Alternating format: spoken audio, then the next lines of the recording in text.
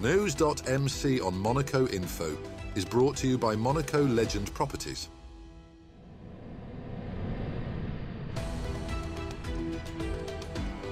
Bringing you news on Monaco's economy, culture, sports and more. Welcome to News.mc, your English rendezvous on Monaco Info.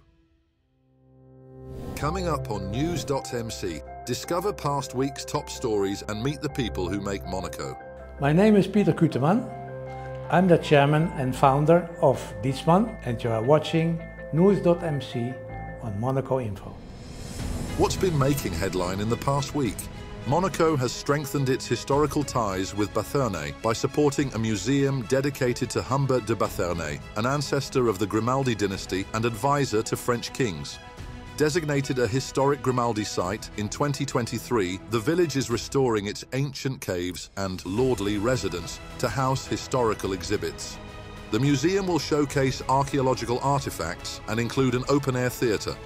His Serene Highness Prince Albert II, who owns a bust of Bathernay's descendant, has backed the initiative.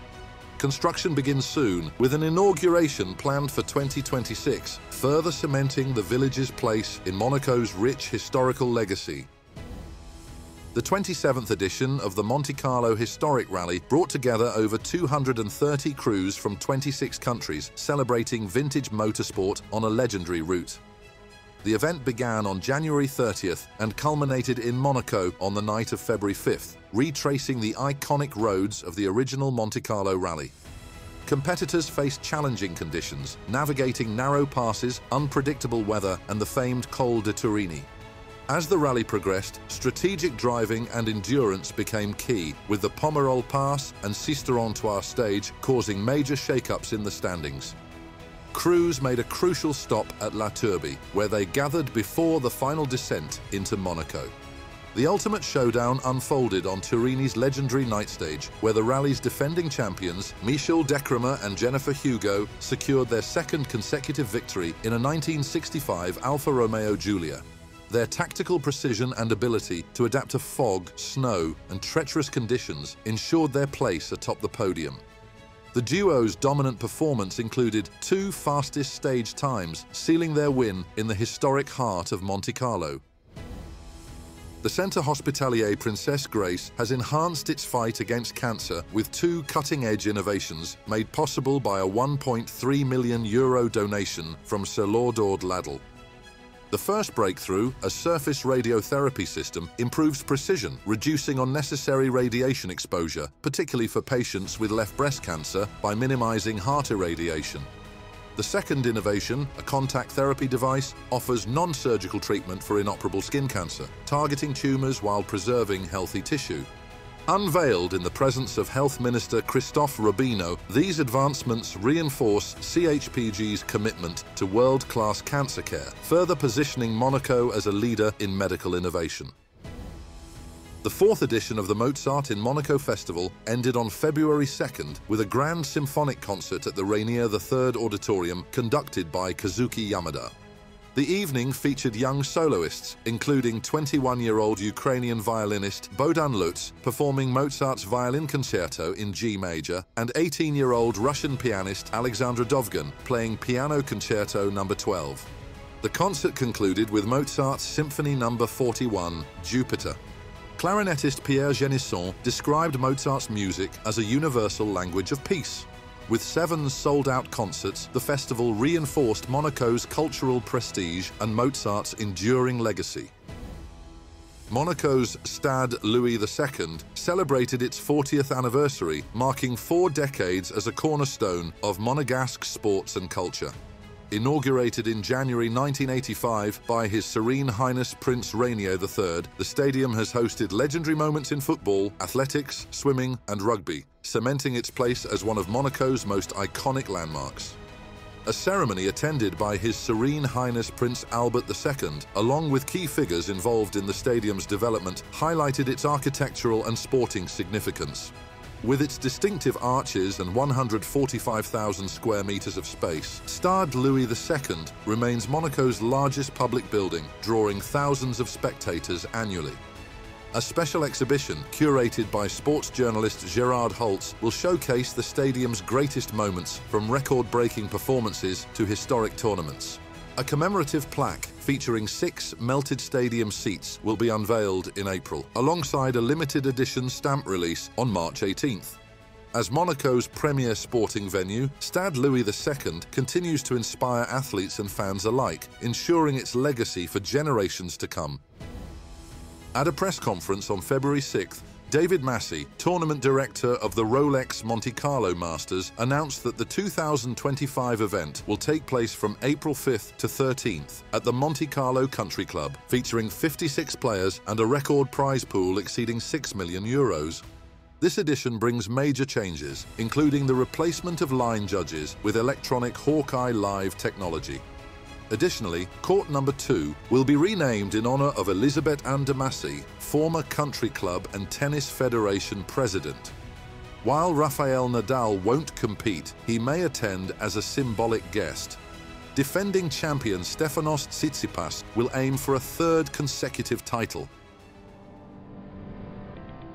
Monaco narrowly lost 3-2 to Portugal in a hard-fought Davis Cup tie at the Monte-Carlo Country Club. Hugo Nice and Romain Arnaud lost a tight doubles match, putting Portugal ahead. Valentin Vachereau then delivered a stunning victory, defeating Nuno Borges. Arnaud fought hard against Henrique Rocha but fell, securing Portugal's win. Despite the loss, Monaco impressed, with captain Guillaume Couillard praising the team's resilience. Mike James reached a historic 5,000 career points as AS Monaco secured a 92-85 victory over Baskonia Vitoria-Gasteiz in round 25 of the EuroLeague. Despite leading by 16 points at halftime, Monaco faced a comeback but responded with a strong final stretch. James led all scorers with 19 points, while Nick Calathes contributed 8 points, 7 rebounds and 7 assists.